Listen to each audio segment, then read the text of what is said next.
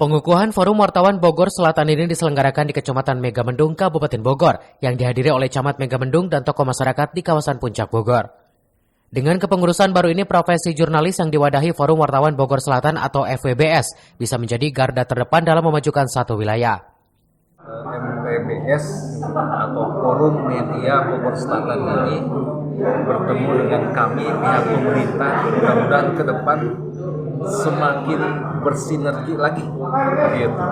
Karena satu sama lain perlu kerjasama. Kalau kita bekerja mandiri atau sendiri-sendiri, tidak mungkin pembangunan di Kabupaten Bogor bisa dilaksanakan. Peran media sangat penting dalam memberikan informasi yang positif kepada masyarakat, dan pihaknya berharap dengan keberadaan FWBS bisa bersinergi antara pemerintah dan juga media. Dari Megamendung, Wawan Supriyatna melaporkan.